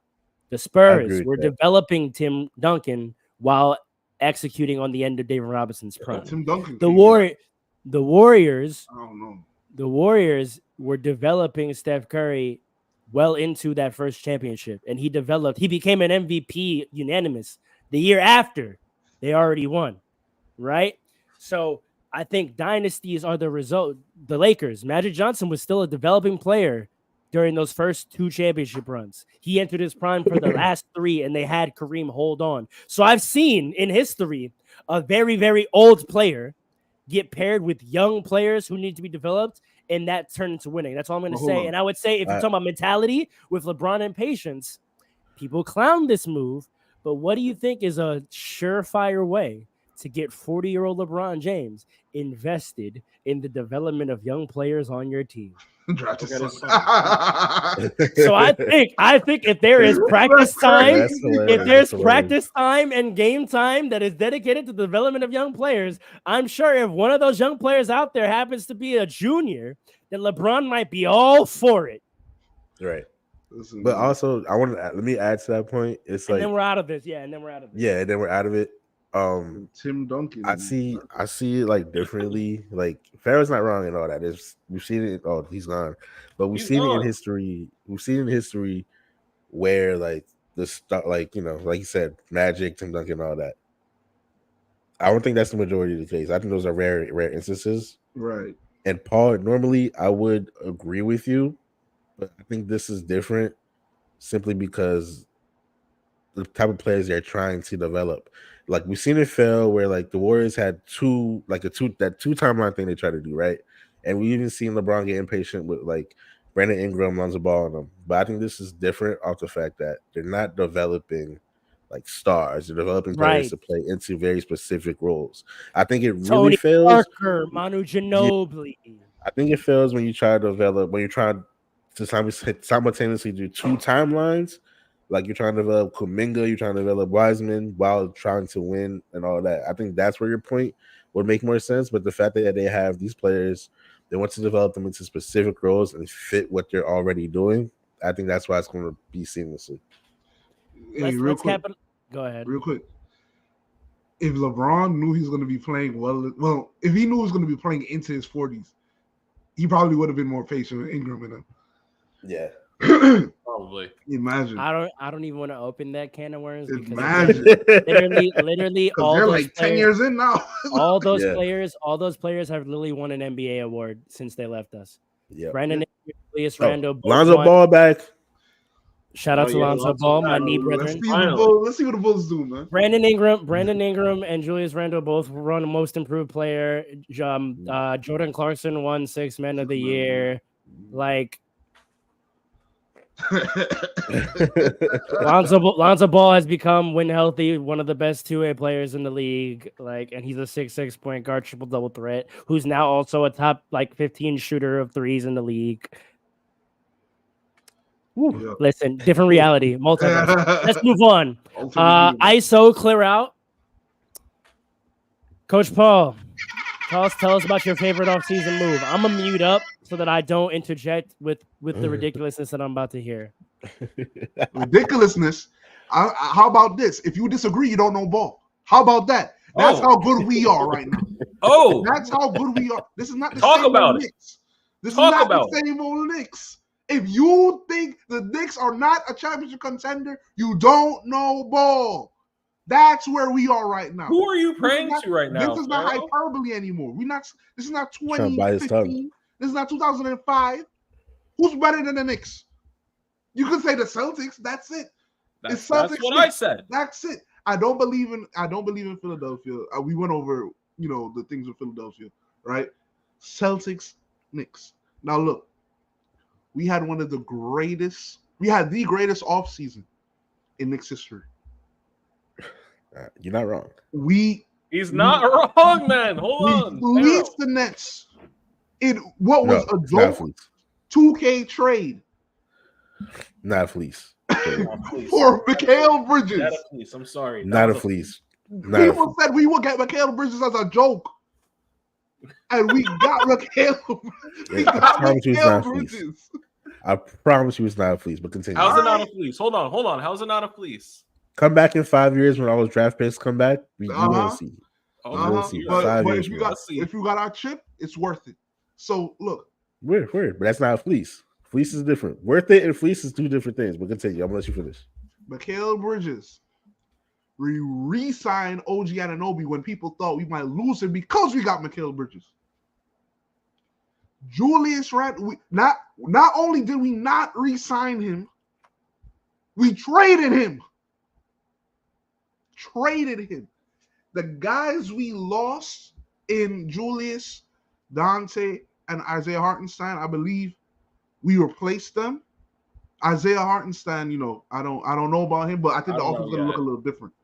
I think the offense is going to look a little different. Dante? Hold on. What about for Dante? We haven't replaced Dante yet. But I think Michaela's going to do what Dante did. He might not be as good with the threes, but he's going to be up there still, right? All right. There was going to be a clash with Dante and Mikal Bridges. We all know that, right? I don't. Yeah, 100%. I wasn't expecting that big of a crash. I'm not going to lie because they're friends. They're former teammates. I think they could have made it work. We're talking about ball. I know we're talking about ball. On the court, they would have worked, but Dante wasn't seeing the court more than 15 minutes a game anyway. That's a fact. No. Into this season. That's a fact.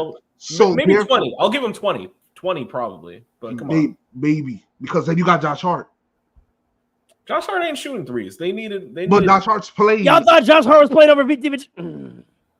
Josh Hart's playing like 30 minutes. You don't know Josh Hart. No, he has. If you don't, I don't know Josh Hart. I don't know Josh Hart. I don't know Josh Hart. That man's not a Laker. Listen, Josh Hart. And after last playoff, he's getting playing time. Tom Thibodeau and Josh Hart over are Dante. Like that's one of his favorite players ever. Josh Hart. Yeah. Over Dante. Yeah. Yes. If you think about the type of coach Tibbs is, I think Paul's yes. No, he's right. Yeah. He loves Josh Hart. The type of coach that ends careers. Whose career has he ended? Andre, don't do it. So look, you're right. Let me stop. Look, one of the greatest off seasons in Knicks history. Right? I already thought we were going to be number 1 seed with Julius because Julius in the regular season is one of the best players in the NBA in the regular season. Not in the playoffs, he's one of the worst ever. In the regular season, he's one of the best, right? We're already going to be number 1 seed, but now we replace Julius with a player who fits the play, who plays very similar to Julius already, but even more is inclined to shooting threes than Julius. And Julius was a great 3-point shooter. Pharaoh, you gotta turn your mic off too. You gotta turn your camera off too. No, Andre, stop. Andre, stop. Come on. Pat is one of the best 3-point shooting bigs in the league. Or ever, they say. A lot of people are saying ever, right? Yeah. Now we have a starting lineup of Jalen Brunson, who's a top 5 player in the league right now. Correct. Josh Hart, who is like a mini Draymond, right? Mikal Bridges, who we know who he could be and has been. Iron Man. And is still young. And he's always available. Don't forget about that. Always available. OG Anunoby, who is the best. This is crazy. I gotta break this down like this because it's the Knicks. And people were like this is common sense now. This year, I realized the hate that people really have for the Knicks, especially in the media. How can you not say we're not a championship contender? How? We got OG Anunoby, who's the best defender in the league. And I say that because I say that he is the best. Wing stopper. I'll give you wing stopper. Listen. I say he's the best because he could guard 1 through 5 equally as well. Right? AD is one of the best. OG, comedy sketch. Hold on. OG, he's shutting down 1, 2, 3, 4. OG played Joel Embiid better than Isaiah Hartenstein. And let me say that. Let me talk about Isaiah Hartenstein quick. I appreciate what Julius and Isaiah did for us, but Isaiah Hartenstein was fooled against Joel Embiid. Precious played better against him. Mitchell Robinson played better against him. I believe Cat will play better against him just because Isaiah Hartenstein was so bad against him. Not saying I don't want him on my team. I would rather have him just for the versatility. But if he's not here, at least we know that we have a better defender for Joel Embiid on the court, no matter who we put out there outside of Jericho Sims, right? And then now you have OG, and then you have Cat, right? The offense, when we had Julius Randle and we just had OG, we were like 20 something and 3 against Karl Anthony Towns in his career. I can't say that again. Joel Embiid has averaged 28.6 points and 9.7 rebounds against Karl Anthony Towns in his career. That's fine, right? We still got Mitch, which is why we can't. I don't want to trade Mitch, right? We could literally just pull out Mitch and give him 30 minutes against the Sixers, and that's it. Now, honestly, if we don't run him the rest of the year and that's all he does, I'm fine with that. That's what I'm saying. I'm actually fine with that. Right? What was I saying? That's all I'm gonna say. You said what? How good we are. No, right. All I say is this, right? Defensively, we have good defenders, at least in 3 positions in our starting lineup right now. Most teams can't say that. Only the Celtics can really say that. They got all 5 of our great defenders, right? Not only that, this is what I was saying. When we got OG and Julius, right? When OG just came, we went like 20-3 or something like that. We had the best record in the league in that span until Julius went down, right? The reason for that is because when we got OG Anunoby, we replaced RJ Barrett, who is not a comfortable 3-point shooter. We were using him out of position and out of role for years now, right? Replaced him with an actual 3, right? That can actually guard multiple positions and above all else can shoot 3s efficiently, wide open, right? So because of that, he filled the gap and he made the offense complete. So now you see Jalen Brunson getting more assists, right? When we just got OG and Julius. People forget about that. People forget about that era, that 3-week or month era when we just got OG. That 3-week or month era. Right, where we played the top teams in the league too. And we gave the Celtics the business when Julius went down. So anyway, like I was saying, he filled in the gap and he completed the offense, making the offense more fluid. Just adding him made the offense more fluid. Now you replace Dante with Mikal Bridges. The defense gets, and Dante's a great defender, but he's just not as big as Mikal. The defense gets even better, right? And then now it's really just up to will Karl Anthony Towns show up in the playoffs, right? Statistically, the numbers he shot in the playoffs, if he does that in the playoffs for us, we are winning the chip because Jalen Brunson was leading the league in playoff points already. When Jalen Brunson figures out an offense, a defense, he is literally unstoppable. That's it. And the guys we have, it makes it so that Tibbs doesn't have to run these guys ragged like he did last year. Everybody should be more healthy this year going into the playoffs. So if you don't know that the Knicks are real contenders, then not only are you a hater, you probably don't even know basketball. Can I give you some stats? And I'm calling it right now. October 5th, 2024, 12:20 p.m. We are winning the chip. The first chip since 1973. I'm clipping this. Yeah, so take the last time Paul declared that the Knicks were going to go to the finals, we went viral for the wrong reasons.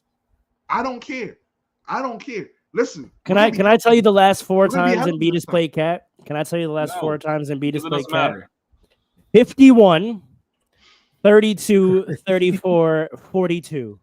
When did that happen? The last 4 times they played each other. Was that last season? The last 4 times. No. I'm asking an important question. Was that last season? Because last season he would have gone up against Rudy Gobert. So was that last season or a prior season? I'm not looking at his. These are not the stats against when he's played the Timberwolves. I pulled up because I have Specifically against Cat. I have the apparatuses to be specific. I pulled up his numbers when played by Cat, when defended by Cat. Oh, wow. The last 4 times he has matched up with Cat, and Cat has been his primary defender. 51, 32, 34, 42. And what about Mitch? Is Mitch healthy? He Not will be. yet, which is actually a good thing because that means he's going to be playing less games automatically. so he should be healthier for the playoffs. And if Joel Embiid intentionally injures Mitch again, if they don't, I'm not going to say. I forgot about that. Okay, last 3 games against Mitchell Robinson, and these are all regular season numbers, obviously. It's last thing with Cat. 35, 27, 37. I would like to see the playoffs. I'll take the 25 though. I'll take the 25. It's 27, 35, 27, 37. I'll take the 27. That's not bad. We can do. What about the field goal percentages? Playoffs. 39, 19, 50, 34, 29. And when he had 19, he had 19, 16, and 10. That was against the Knicks, not against Mitch, because he injured Mitch. When Mitch was on, what game did Mitch get hurt?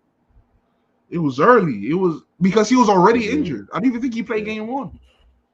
Which game did he get injured against? No, because he got injured in Philly, so it had to be at least game 3. No, he was injured already. But when did he have to leave the series? When did he have to leave the series? That had to be at least game 3. I remember it was in Philadelphia. So it had to be at the most game 3. Yeah. So he had 29, 34, and 50 on him. Wait. Now he doesn't believe the stats. Wait, hold on. No, because he doesn't believe. No. Because are these numbers against the Knicks or against Mitch? Because Mitch came off the bench. Against Mitch. The latest. I'm gonna look this up right now. Because that sounds like the numbers against Isaiah Hartenstein. I'm not gonna hold you. That sounds like against Hartenstein. There's a reason he injured Mitch. We can move on. I think we take your point. We can move on. We don't have to debate whether Joel Embiid is effective against Mitchell Robinson. Joel Embiid is guarded by Mitchell Robinson for 19 minutes, 7 points. That was in May though. Wait, yeah, that's the playoffs. 2 for 11, 18% from the 2 for 11. You're looking at numbers. Yes, you're looking at numbers against Isaiah Hartenstein to try to put that on. So you're standing on 19 minutes of gameplay. Yes, because yes, I am. Yes. Yes. All right, I'll let you rock because we're coming up against time. So I'll let you rock. Any final points you want to say about your Knicks? I said it all. We winning the chip. I don't care what anybody says. And we're getting the number 1 seed. All my teams are lit. If you didn't notice, I know you saw that. I know you saw that. Peter, I know you're not talking to me. Let's go, Mets. I know you're not talking to me. I know you're not talking to me. I know you're not talking to me. So you noticed. I know you're not talking to me. So you noticed it. Who are you talking to? I'm saying all of y'all. Y'all noticed it. Not me. You didn't come to me. Don't come to me about lit? Teams. Don't come to me about teams. I had so my team's not lit? I had the number 1 team in the MLB. I had the number 1 team in the WNBA. Don't come talk to me about teams. So I can't take the Liberty too? I watched the Liberty. We don't talk about we don't talk about football. We don't talk about football. Oh, you don't talk about football. I don't talk about football. You don't talk about football. I don't talk about football. Let's go Knicks. Let's go Mets. Let's go Jets. Man, y'all are lucky to be in the playoffs, you Mets. Y'all lucky to be in. Hey, it's just like how the Heat were lucky to be in the playoffs and got all the way to the finals. How about that? Wow. Yeah. That's crazy. Let's get it. Come on, Alan. All right. I'm the king of New York, Mellow. Money, boy. I'm the king of New York, Mellow. Yeah, all this king of New York talk. The king of New York has been settled for about 5 years now. And that man doesn't dribble. Good. He doesn't dribble. He's 6'7", 60 home runs a year. 6, 7, 8 slugging percentage. The problem is the Yankees haven't done anything. So we'll see this year. What the hell are we talking about? It's about Aaron Judge. Yep. Oh, all right. I was wondering. I'm like, I don't know what he's saying. About Aaron Judge. I mean, to round out the episode. Listen, to round out the episode, we have a few quick hitters. Who do y'all think is gonna have the largest Olympic boost this year to either take a jump or to take it to the next level? Because some of these players already jumped, but who do you think is gonna get benefit the most from an Olympic boost? Steph Curry. To do what? Ant. That's the plans. Okay, can I say this quick? Let me say this. I think Ant. Okay, let me say this quick. I don't know if Ant's gonna get an Olympic boost because I don't think he got the experience that he would have liked, and that would have benefited him the most in the Olympics. Number one. Number two, the Warriors are a wild card because they got Buddy Hield. So, I forgot about that. They can't guard nobody. They can't guard nobody. They can't guard nobody, They can't rebound. But maybe they could be a playing type of team instead of trash. They always were. They were a playing type of team last year, and they went home. But actually, low-key, I kind of want to switch my answer. They could take a step forward a little bit. I want to switch my answer only to piss Paul off. Jason Tatum. That man was sitting on the bench. Talk about it. Man was sitting on the bench. You could be right. Vengeance. Right. We've never seen an angry Tatum. We've never seen an angry villain Tatum. Forgot about it. I actually write about that in my upcoming blog. Stay tuned, Fast Breaks blog coming soon. Angry Tatum. Oh boy. We'll see. Like it could be right. And we'll do a heavy Celtics talk maybe next episode. But that's a great pick. Alan, you got a pick? Oh, you said Ant? I said Ant. Yeah, I think Ant, because just historically we've seen the young players go to the Olympics with all those guys and they come back amazing. And I think Ant even said himself, he in the press conference and media day, he said that he learned a lot from LeBron, Steph, and KD. And like, who else can you learn from? I think he's gonna come back. And like, no more Cat. He's clearly the leader of the team. It wasn't much of a question before. But it wasn't. If you ask him, he would like always like try to defer, but now there's no more of that. So he's now cleared unquestioned, and I think he's gonna have an amazing year. And I think the Minnesota Timberwolves are still good enough to be a top 4 or 5 team, maybe even 3. So we're gonna see. Andre, you said Tatum. We got Alan with Ant. Paul, who do you think? Shout out to Big Nas too. Who do you think gets the biggest Olympic boost? LeBron. Yeah, Say more. Listen, I mean, I didn't know about that quote that he made where he said he felt like he was reinvigorated. That's big because now I'm not saying he's going to play better, but he might literally play till he's 50, like I said he would because of it. So, listen, and then there was an absence of young. You said it in the last episode, Farrell, where they usually Team USA they usually cultivate the young players throughout the Olympic runs, and they didn't do that at all because there were so many like tight games, not a lot, but like more than usual. And Steve Kerr had his vendettas against certain players too. So clearly. It's like clearly, yeah. So it's like, who really is gonna? You can't get an Olympic boost if you're not playing meaningful minutes. You know what I mean? And LeBron was the best. Steph Curry, he had 2 good games. Let's be honest. He had 2 good games. Unbelievable. They're 2 of the greatest Olympic games I've ever seen. Sure. But LeBron he was also the rest of the Olympics. And he was a defensive liability. That man couldn't focus. His wife was as soon as she. I'm about to say it. Let's acknowledge those 2 games happened when Ayesha Curry touched down in Paris. Let me tell you something. As a married man, you never feel if you see your wife in the stands, it's over for y'all. It's a wrap. In the stands. What do you mean? See her in the stands. That's not the only place you need to see her, but I'm just saying. That's not the only recovery. Let's say that recovery. That's not the only place you need to see her. Recovery and healing. Quality rest. Quality time. Quality time is what he needs. Quality rest and recovery. Quality time, bro. They had a private session. But yeah, LeBron was the best player in the Olympics. My answer is going to surprise our audience because most people think I'm going to agree with Paul and say LeBron. And while I do think LeBron and Anthony Davis are going to benefit from very, very significant Olympic boosts, I think the person who has the largest benefit from an Olympic boost is the only elite player on that roster that has not won anything ever before. I know he's going to say. D-Book. No. Who's that? What you saying? Bam. Because I'm D-Book is elite, but I'm talking about the only top 5 player on that team that hasn't won anything.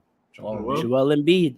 LeBron, AD, KD, and Steph, they know what that feels like already. That was just another one on top. Joel Embiid just felt for the first time what it feels like to win something.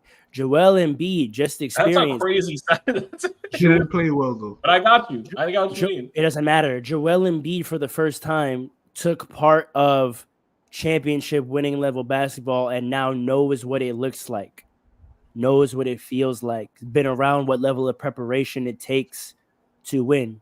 For all the star players that he's played with, he's never played with a winner. He's never, ever, ever played with a winner. True. He is going to come back. No. He's played with Kyle Lowry. What are we talking about? That was before Kyle won. That was before Kyle. Oh no, he's playing with Kyle now. Sure, I'll give him that. But he said star player though. So yeah, that's what I'm saying. He's never played with. He's never played with another star player that's won before. That's a fact, right? And he just experienced what that feels like. He is going to approach this season with a different mentality. He is going to hold himself and his teammates to a higher standard because he now knows what winning takes. Mark my words, if Joel Embiid will stay healthy, he's going to win MVP again this year. I know Jalen Brunson has something to say about it. We'll see. That's right. Okay, That's right. Final last hitters. The rivalry is going to be real. Final last hitters. Real quick, do we want to let's touch on WNBA playoffs. We are in the semis. We got a 2-1 lead over the Aces with Liberty. How are we feeling? I think the Liberty close it out next game. You think so? I think overall as a team. I agree. You said what? So before last night, I would agree with you. But I'm a little worried. They're champions. No, I didn't want to sweep because I want the Aces to feel like they were themselves when they get beat.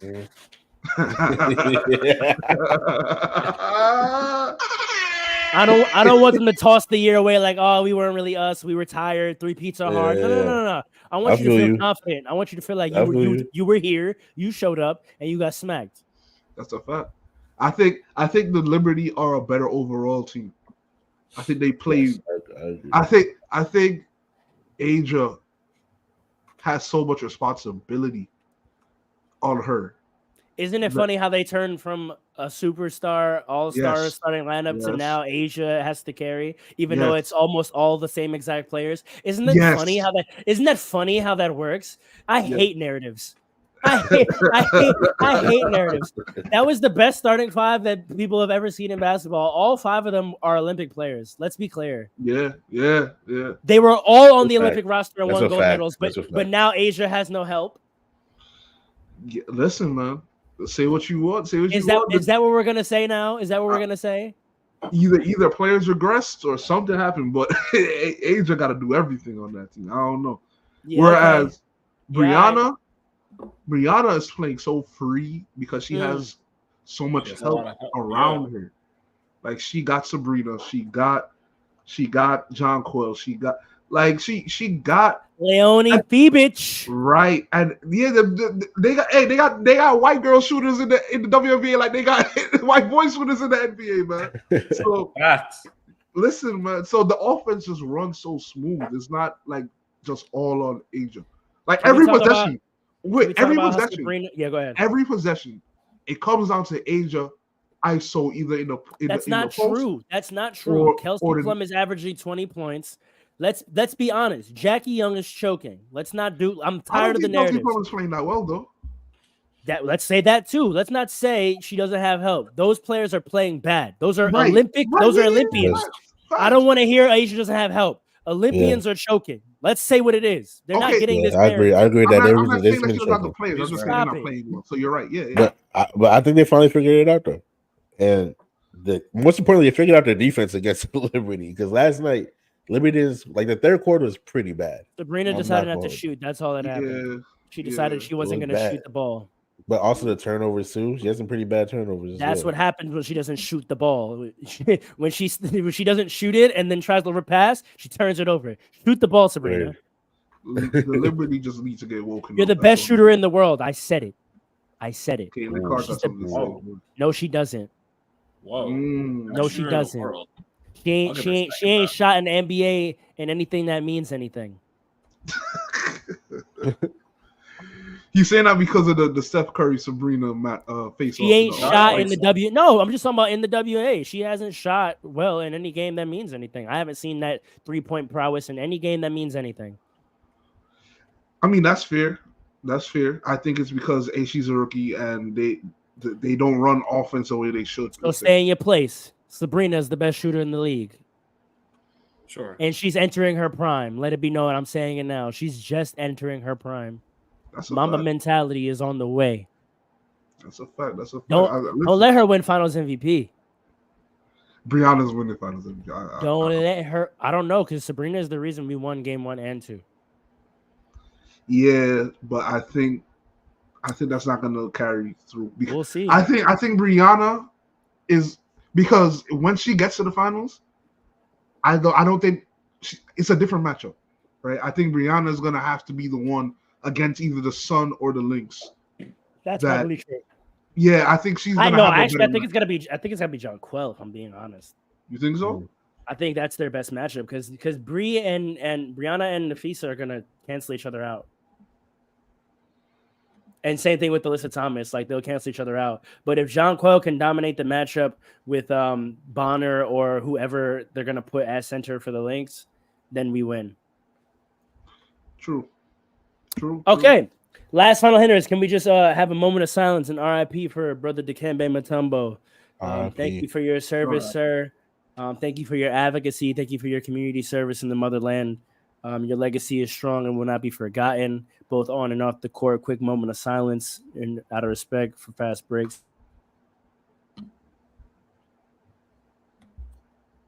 F cancer. And I'm going to need an ISO real quick. Give me a brief one. Fast Break fans, if any of you know me, have been following me, know my story, you understand that it was a very, very hard day the other day. Pooh decided to hang it up.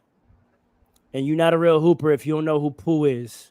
Houdini from Englewood, from the South Side. I'm not even from Chicago, and I know what's up with it. Number 1 overall pick. Youngest MVP ever. Beat LeBron James in a prime year to win MVP. The most electrifying player this decade. I said it. The most electrifying player of last decade. I was going to say. The most humble superstar that we may have ever seen, who was about his business and still had personality. The most inspiring player of his generation.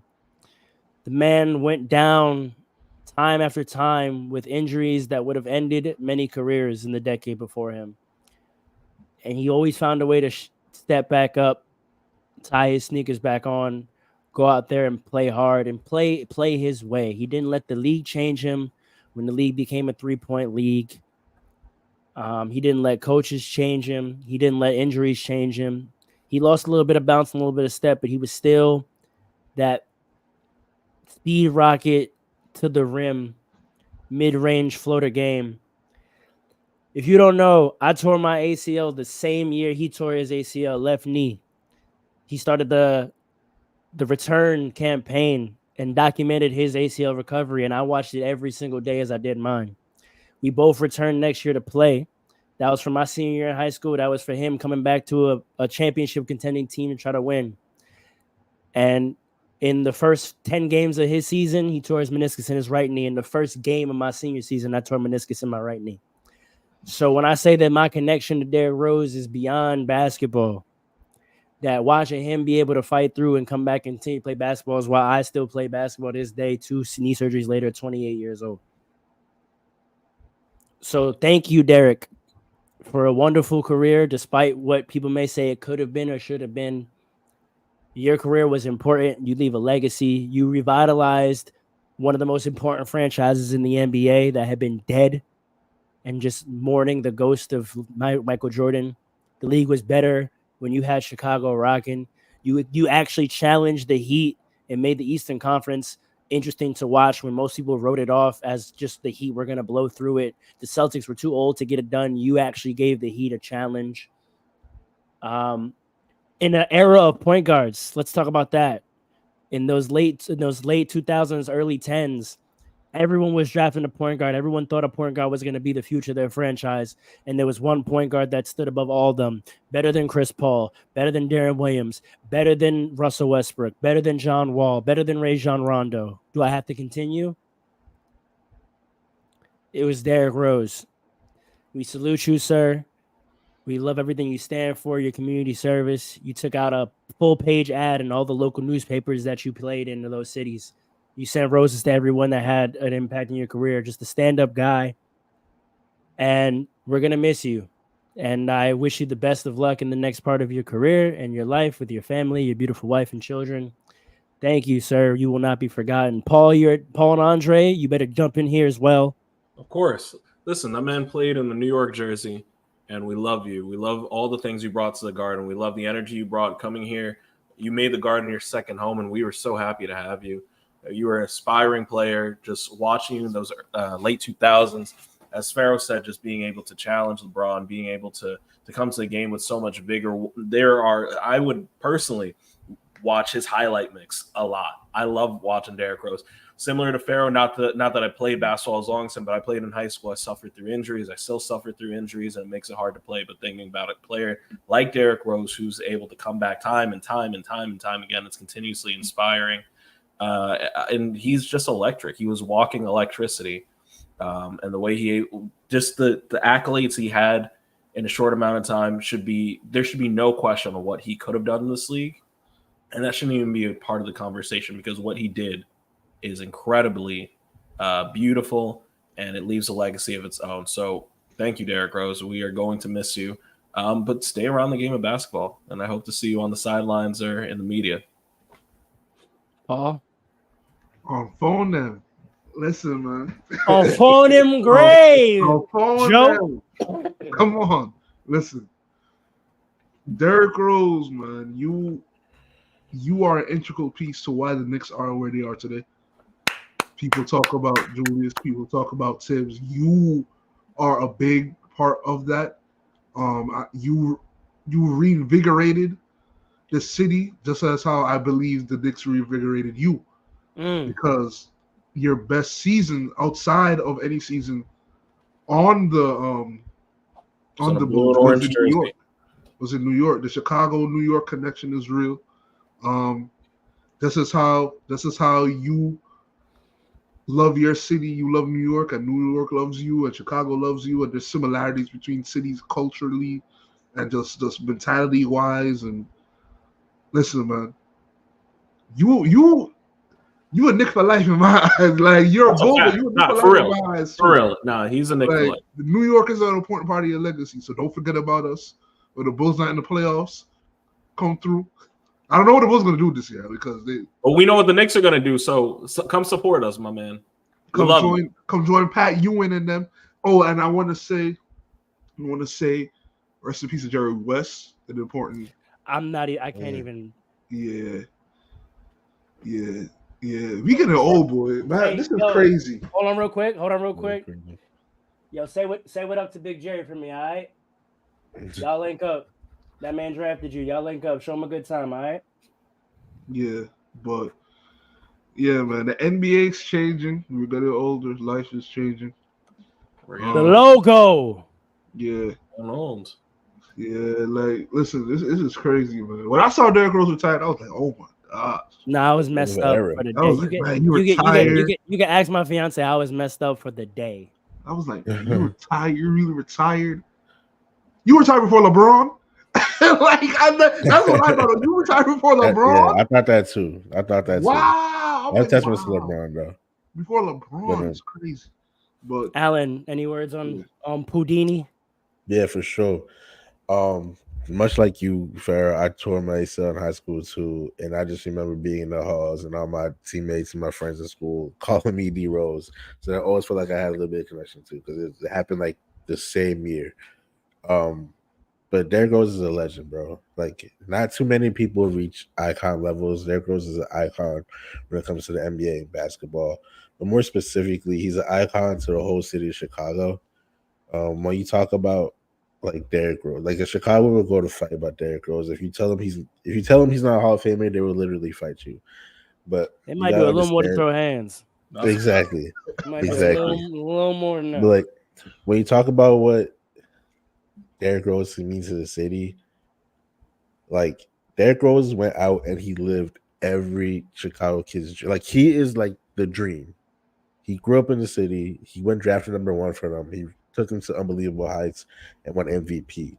Like they all talk about him like he's the one. He did that. Prodigal son. Not many son. people get to do that and do that for their own city. That's amazing. He's a prodigal son. He's the prodigal son of Chicago. And I hope he gets to look back on his career and he sees all the impact he has on all the teams that he went to, the love that he got from like everybody in the league, and even like the fans. Most fans see him as an icon. Like Derrick Rose, there's like congratulations on a well-had career. Congratulations on coming back from like basketball death, so to speak, and carving out a beautiful career for yourself. You came back at every stop you had an impact. You even came back and you had that 50-point game in Minnesota and he was crying. That was a beautiful thing to see, man. Like you had a beautiful career. You did it. You the man, and you are undoubtedly a Hall of Famer. Undoubtedly. And I hope you get to do whatever you want in your career now. Joe, raise your family. I know your son plays basketball. So shout out to PJ. Yeah, let's go, PJ. Shout out to Derrick Rose. You're a legend. Yo, he was one of those players where like often like the superstars in the league, like if you're really, really good, like opposing teams start to hate you, especially if you're like a rival. And your home team loves you. He was one of those players. How like if you were a fan of the NBA, you were a fan of Derrick Rose. It didn't matter what team you rocked with. Like you would never bring yourself to root against Derrick Rose. You'd be like, I hope we beat the Bulls, but I want to see Derrick Rose get 30. Like I want to see him eat and then lose. But you wanted to see him do his thing. Like you never wanted to see him play bad. Like you always were hoping to get a good Derrick Rose part. Even when he was doing double windmill behind his head dunks in the Garden, like the Garden was lit. Yes. It didn't matter what the score was. The Garden was like, "Hey, this is crazy. Fire!" Like this is yep, absolutely. The man was an entertainer. I could keep going, but we'll end it there. Any other final last hitters as we cap off episode 1, season 2? Thank you, fans. Welcome. We're happy to be back. You're gonna be getting content again, like I said earlier. Every Saturday and every Thursday, you're getting 2 episodes a week this year. You're getting the content. 2K25 stream on the way soon. Lock in with us, man. Any last words? Last words. Happy Hispanic Heritage Month. Yes. Going from September 15th to October 15th. It's an important time. Dale. You know what I'm saying? We got to keep in mind our Hispanic brothers and sisters. Players that come through the league, you know what I'm saying? Al Horford, the Gasol brothers, Manu Ginobili. There's a number of players that come through the league, and Hispanic isn't just one thing that means anything to any kind of one specific skin tone or ethnicity group. It's really just it's a global phrase, and it means a lot and brings a lot of people together. So if this is you, congratulations to you. We celebrate with you here at Fast Breaks, and you know we find you important. We want to hear your stories.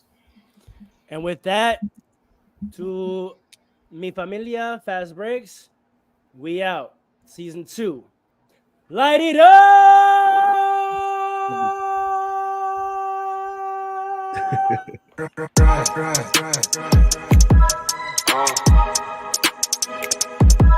Come on. It's Fast Breaks. Listen.